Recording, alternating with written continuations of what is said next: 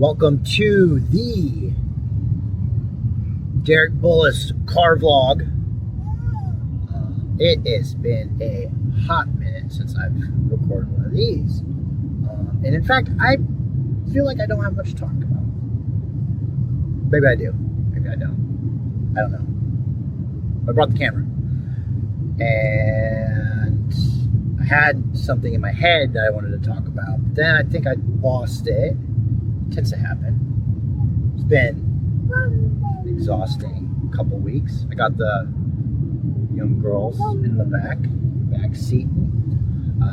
So I should be focusing on the road more, but wanted to engage with the camera.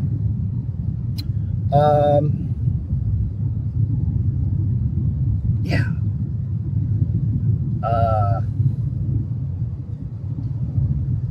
It's been interesting for me the last couple weeks. A lot of growing, and just a lot of testing a lot of different things. A little bit of lifestyle changes have happened recently.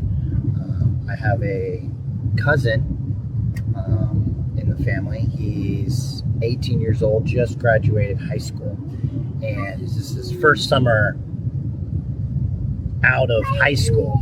And I gave him a call like a month or two ago just to see what he was up to, and I knew he had been kind of struggling for his grades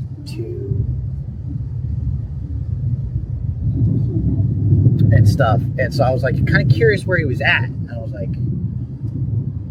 like, cool, you graduated. It seems like you could have done better, but you're at a really good position to be at. And so we had a talk in the car, and we talked about different things. I'd spent some time at like family gatherings in the past, but I wanted to get a chance to get to know him and figure out what he had going on, what was kind of rattling through his head. Because I know like people around him had been kind of putting stuff in his head or putting stuff in his ear. I just wanted to see where his headspace was at and see if he was struggling with anything. And he was like, well, I got this and that going on, and it's really hard because I don't have my driver's license. And I was like, well, come live with me. I was a behind the wheel driver trainer for 3.5, 4 years. I've taught hundreds of students ranging from 15 and a half years old all the way to 30. So I got a pretty good spectrum of a lot of different people, mostly all roughly around your age, kind of like the same thing that you got going on. And I offered to kind of help him out, get his learner's permit, and teach him to drive. And while like he had talked to me about joining the military, it seemed like an interesting thing for him to do, but I had kind of inadvertently being, I guess, I don't know if it's maybe a good veteran kind of thing to do. I kind of talked him down a little bit because I knew though people were nudging him to a path to go in the military for benefits and career stuff, I had to lay it straight to him. Like, look, you're going to lose a lot of your rights. The entitlements are good. The job's great. But it's work and it's a sacrifice. Like, you're going to miss birthdays. You're going to miss weddings, the birth of your kids. There's no guarantee. Like, the work comes first all the time. And I had to lay it out to him. And you have no choice really. Like, some people have cake careers and make it work. I was like, I didn't have that easy hand. A lot of my combat friend buddies did not have that easy. So depending on what you pick and do, it could be really dangerous for you. Don't use that as like a way to sway your decision. They're taking it from an outsider's lens, not doing the thing. I'm telling you from doing the thing that there's both good and bad. And I would just kind of laid it out for him to make a decision. And apparently I had talked him down from it, which I think's good. I think it's, if the door opens up and and he really is passionate about it, I think, later down the road, but not at 18 when you're confused and you just want to get the people in your ear to stop bothering you and and find your own self of independence. So I called him up, talked to him, and I was like, come live at the house for a little bit. I think I could support you for like a month or two to get him going. And so he just recently got his permit, so good for him in a very short time period. He went from no driver's training. We got him his first behind the wheel tests lesson, not an actual lesson, but me teaching him after he got his learner's permit. And he seemed really confident, really eager to like kind of take it on. A little apprehension, but a little apprehension to doing a little bit of work here and there. But I think he's really growing. He's really taken to it. Because everything's so new, it's one of those things where just like any kids, I feel like, even though I'm his cousin, I feel like because I have young kids, I'm used to parenting.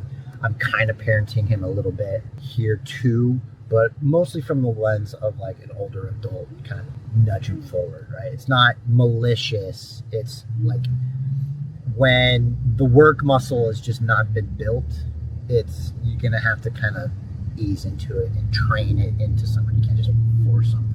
So I kind of ease it into him, but also kind of force him simultaneously, kicking and screaming, and don't give him an out like I would with my kids.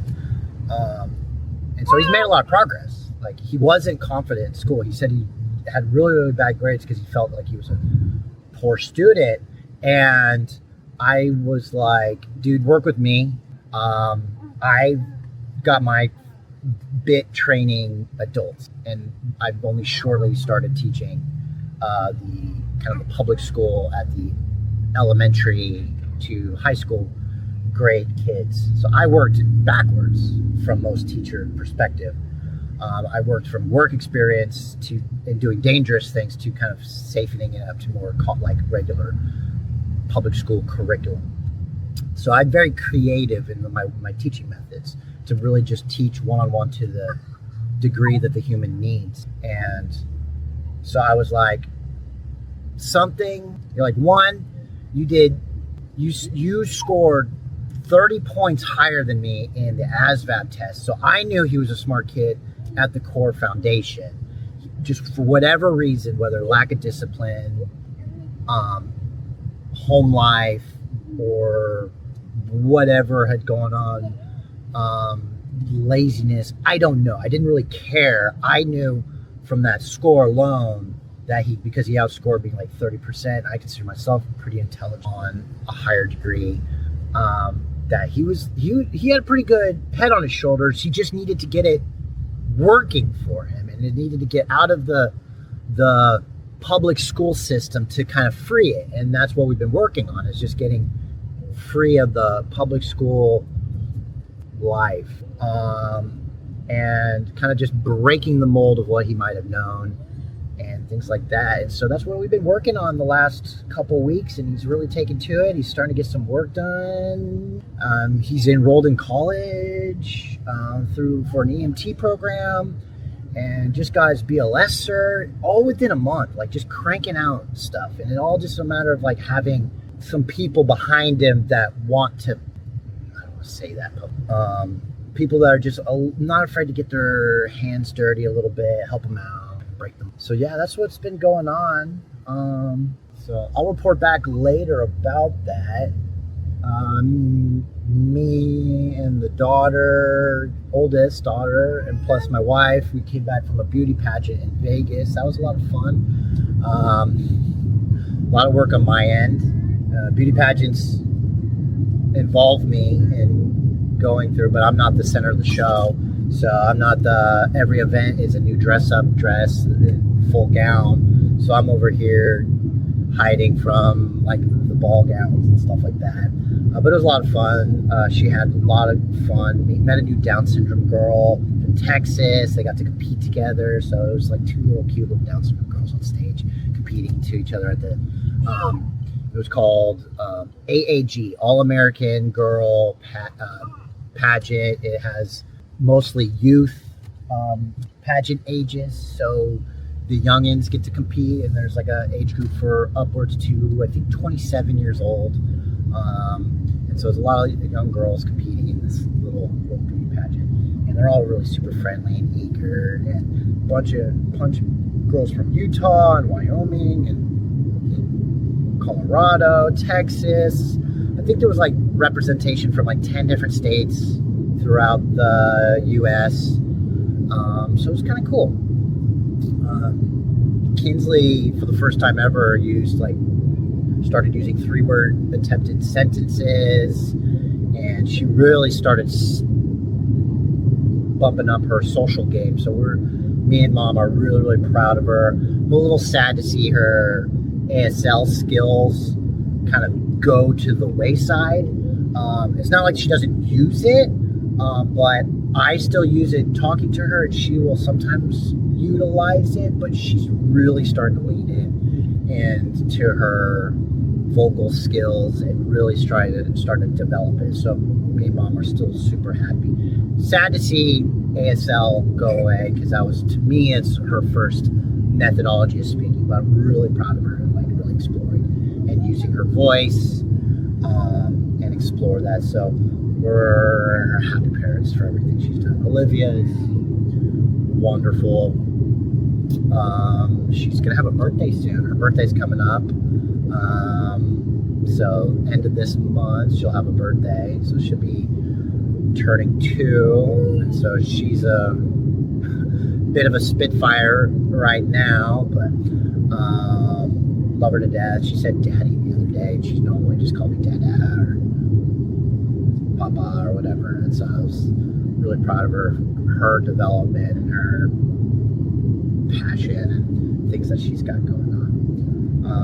The girls are super excited and cute. I think they got a pretty good nap at daycare. So I'm gonna get home, get a snack going, and go to tumbling later today. We're always a busy little family. The girls keep us not just out on toes at home, kind of keeping them out of the ruckus, but we've really started taking on as a family, kind of having family activities on the regular. So we got cheerleading twice a week. Sometimes we'll have swim sports and other like gym activities and dance and pageants and all that stuff. So the girls are really taking to kind of having all this social world stuff for them, and it's really keeping me and Ash on our toes and busy and out of the house and chasing them and running around and doing all these little activities with them, where we were all for the last 3 years kind of really spending a lot of time at home.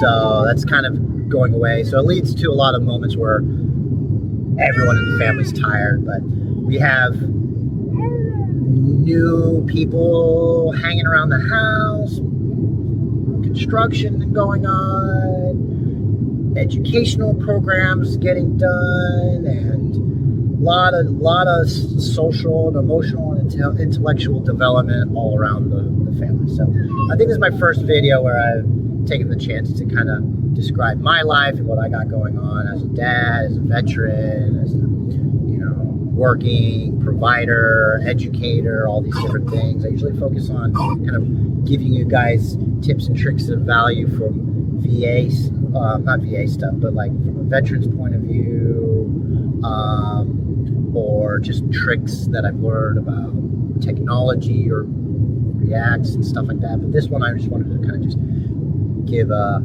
life brief of what's been going on. So I hope if you guys watch this, I hope you guys are having a wonderful day. See you later. Out. Driving. Can't do the love you. Bye.